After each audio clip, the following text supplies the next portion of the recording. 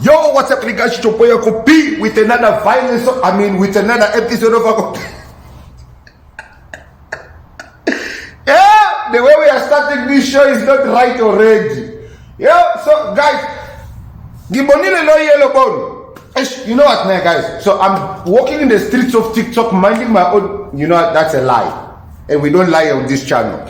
I'm walking in the streets of TikTok, minding people's business, and then I come across this post, and the post has to do, justice for South African women, and it's a beautiful post.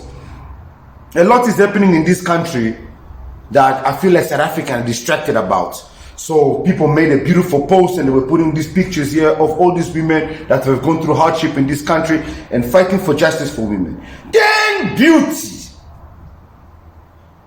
beauty shows up.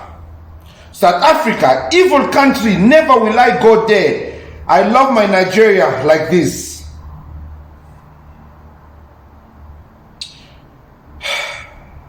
Guys, you see, I don't have a problem with anyone having their opinion about South Africa, about any country. I have an opinion about, But when you don't have any kneecaps, you have to jump out of your country, you have no right to talk. When Zimbabwe, you're not gonna say, oh, Uncle Pina is body shaming. So, okay, so, guys, I like to bring receipts. When you annoy me, and if you Nigerians decide to come annoy me, it started with this buffoon. Now you see, guys, what is writing. Am I the one who triggered myself? Or was I triggered? Was I not minding my own business with my South African content? And then you guys were like, oh, Uncle P, we miss you. What? Is this not this is the Nigeria you're talking about? Nigeria has had its fair share of serial killers, but no one would have ever imagined that a man trained to save lives would end up becoming the same person who willingly takes them. What was even more disturbing was the method he used in ending his victims' lives, as well as the horrifying things he allegedly did to their remains afterward. The story was so terrifying that after the news broke, almost every patient in the hospital ran away, and for weeks, new patients refused to visit the facility for treatment out of fear of disappearing within the four walls of their doctor's office and never to be seen again. This is the terrifying story of Dr. Abbas Adio Adeyemi, an orthopedic doctor from Offa, Kwara State, Nigeria, who allegedly became a serial killer who ended the lives of his victims in a unique but very disturbing way. It all began. That's a safe Nigeria. That's the Nigeria that is safe. That is the Nigeria that you rather stay in compared to South Africa, where you go to the hospital for a headache and you get slaughtered. You know what, guys, I keep saying, when you live in a glass house, don't throw stones. Because when the stones are thrown back, it can be very hard, extremely hard. But South Africa, my question to you is, right now, I guarantee you, this video is 3 minutes and you guys are still watching because this shit is toxic as fuck and you guys love it when Uncle P comes here and starts cooking. Now this poor albino, whatever race she is, whatever she identifies as, this poor identifier, this transformer here, with the audacity. I'm sorry guys, Mina, once you annoy me, you see this video, the moment this guy decided to annoy me. So guys, let me confess, maybe I need to go get therapy, né? Maybe I need therapy, okay? I need therapy. He wants to trigger me. Yo, guys, it's very hard. Maybe that's why I'm single, I'm not in a relationship, because once I get annoyed, Yo, once I get, and it's a weekend, and yo, let's just blame it to the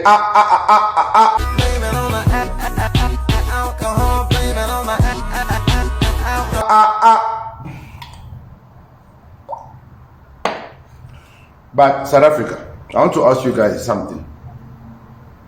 Olerato right now is trending. Every single content creator is talking about this.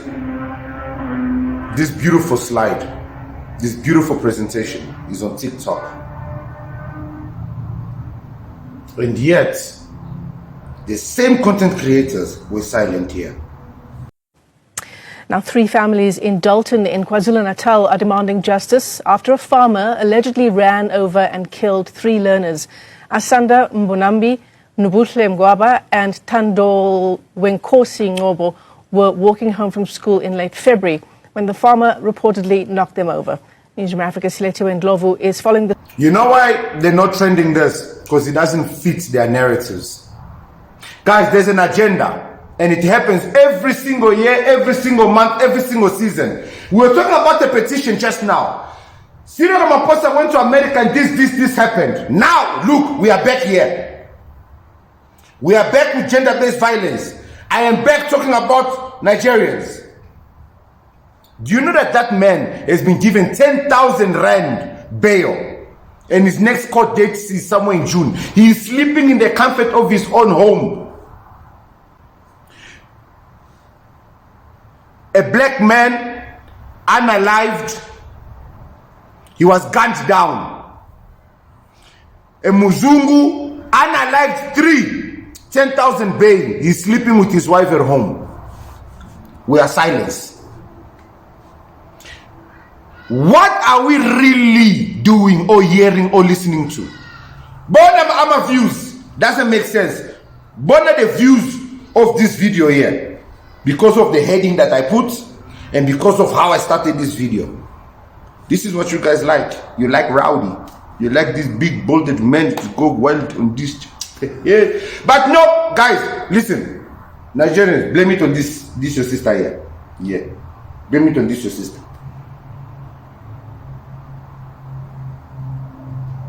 You guys need to stop having the audacity to talk about South Africa when I keep saying you live in a glass house. And your house is not even glass. I think your house is not even zinc. Your house is not even... Because... Nigeria, do you know who leads your nation? Do you know who leads your nation? So what are your plans for youth, young people? If you would like to answer the questions, Mr. Tunumbu. Please, if we can keep quiet for one conversation here. Thank you. Go ahead. Let me once demonstrate here. One of those philosophers and one of the doctrine that I believe firmly in is teamship. Unbreakable team. To demonstrate that, I will choose the first question. For those of you who are confused right now, Tinubu has been asked a question and he says he wants to demonstrate teamship. What does he mean by that? Assign it to Dele Alake. Okay. And the second question, assigned to Nasiru Erufat.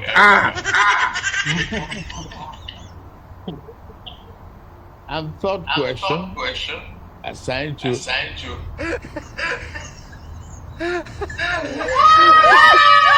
Ayade. All right. So can we have microphone? Tinubu was asked a question and he assigned the answer to people who are not even in power to answer it.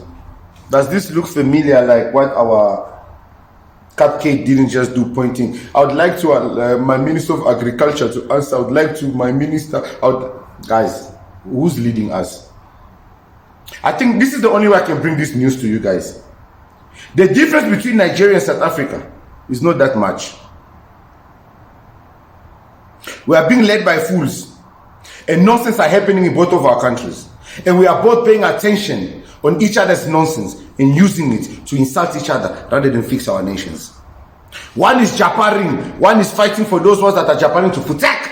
But the one common effect we all have, we are dwelling in toxicity. We are all dwelling in toxicity. Because without this toxicity, you'd have not known this news. This is insane. A 17-year-old girl from South Africa has graduated with a degree in actuarial sciences at the University of Pretoria. Again, she is only 17. How is that even possible? Mungiwa Hazel Ntuli is a genius who started studying her degree at the unbelievably young age of 14 years old. And she didn't... You don't know this because toxicity sells and trend is what keeps us going. I'm your boy Uncle P, and thank you for making this video famous. And Sisi, Nigerians, thank you very much for always being present. See you guys in the next one. Cheers!